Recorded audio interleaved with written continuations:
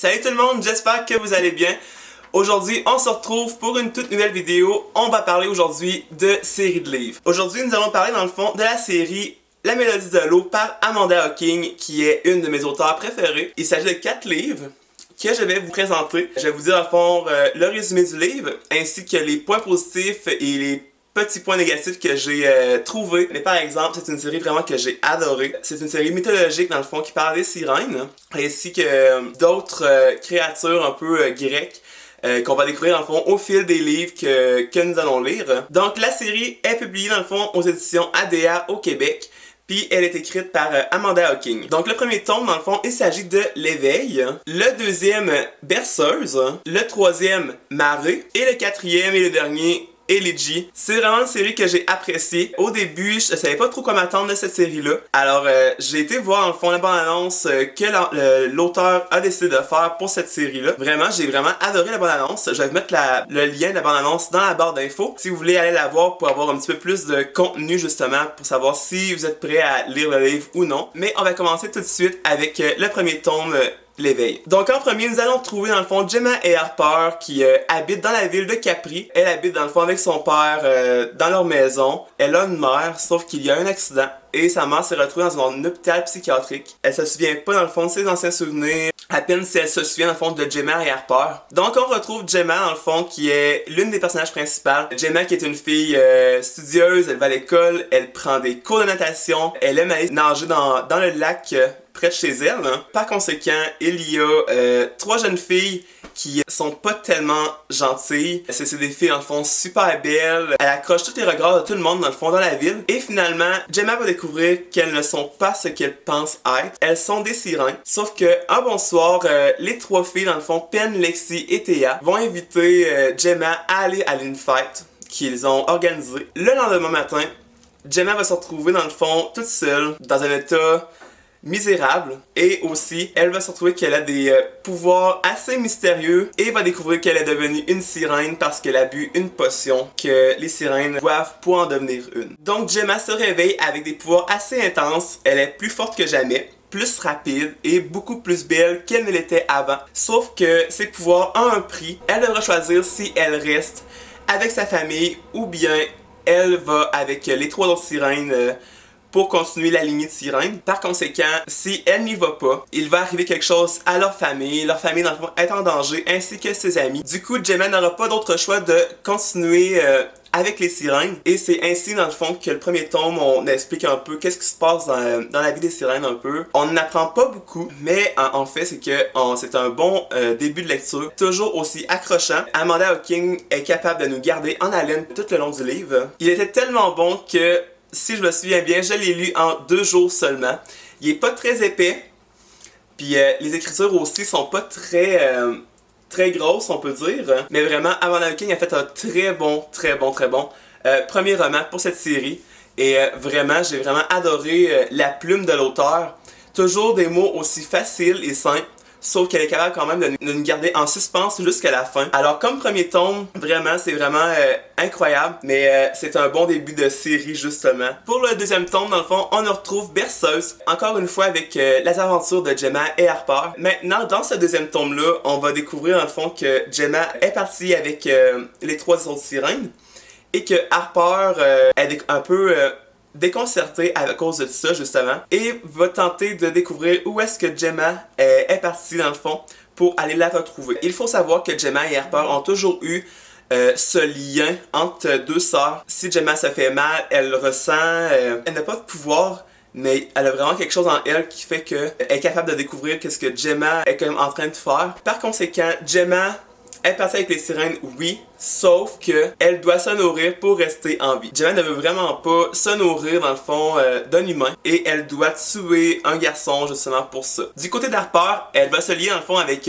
Alex, qui est le petit ami de Gemma, et Daniel, qui est la fréquentation de Harper, pour essayer de retrouver sa sœur dans le fond, qui est à quelques kilomètres dans le fond de sa ville, dans une maison où est-ce que Pen, Lexi et Théa ont acheté pour aider Gemma à trouver dans le fond ses pouvoirs et pour ainsi de les rendre plus grands. Sauf qu'un bon jour, Harper retrouvera Gemma Et Gemma décidera donc de retourner avec sa sœur chez elle. Par conséquent, les trois autres sirènes sont vraiment frustrées de ça. Je ne vous dirai pas la fin, mais c'est vraiment un deuxième vraiment bon tome. C'est rare justement qu'on voit que le tome 2 d'une série est vraiment bon.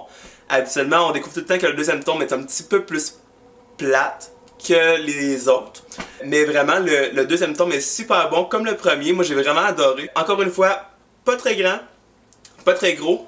Écriture encore comme le premier. C'est vraiment un deuxième tome qui va nous dire vraiment de continuer la série et de pas abandonner jusqu'au troisième livre. Donc pour le troisième tome, on y retrouve dans le fond Mare, qui est la continuité dans le fond de l'histoire de Gemma et de Harper et les sirènes. Pour le troisième tome, qu'est-ce qu'on s'attend?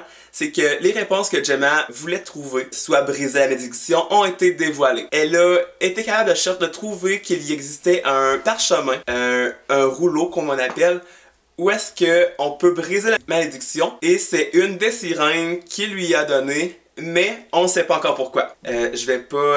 moi je sais pourquoi, j'ai vu la série, mais moi je vais pas vous le dire, justement, pas spoiler. Finalement, une des sirènes s'est cachée pour donner le rouleau à Gemma, pour qu'elle elle tente dans le fond de détruire la malédiction. Étant donné que Gemma ne veut pas continuer avec les sirènes et continuer la lignée, les trois autres sirènes vont tenter de la tuer, pour ainsi la remplacer par une autre, parce qu'elles ne peuvent vivre juste à 3, elles doivent vivre à 4 malheureusement. Alors Gemma n'a vraiment pas beaucoup de temps pour trouver comment détruire dans le fond ce rouleau, parce qu'il y a oui une réponse, il y a un moyen de détruire le rouleau. Par conséquent, elle ne sait pas encore qu'est-ce que c'est. Pour empirer les choses, Pen, la plus méchante des 4, a des vues sur Daniel, le petit copain dans le fond de Harper. Et ça ne fait qu'empirer les choses parce que Daniel devra faire un pacte avec elle pour empêcher que Pen détruise Harper et Gemma. Sauf que c'est un pacte que Harper ne sait pas, et c'est sur la sexualité. Alors que Gemma et Harper se pressent pour briser la malédiction, elles vont entrer dans un monde de secrets immortels de sirènes.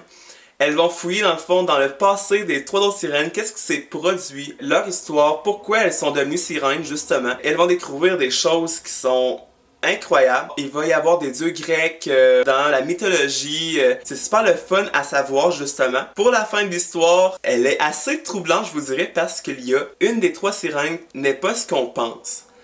Il va y avoir une bagarre en fait entre une des sirènes et les trois autres. Et qu'est-ce qui est étrange, parce que oui, j'ai vraiment trouvé ça étrange, c'est que les sirènes peuvent se transformer en oiseaux. Pourquoi? Je ne sais pas. Mais c'est vraiment étrange qu'ils se transforment en oiseaux. Ils ont vraiment les plumes, ils ont les ailes, le bec. Vraiment le typique oiseau format grand là. C'est ça qui est vraiment étrange dans ce livre-là, justement. Quand on arrive à la fin puis qu'on découvre ça, on est comme ok, qu'est-ce qui se passe? Mais vraiment, pour un troisième tome super accrochant, j'ai vraiment aimé dans le fond qu'est-ce qui se passe avec le rouleau.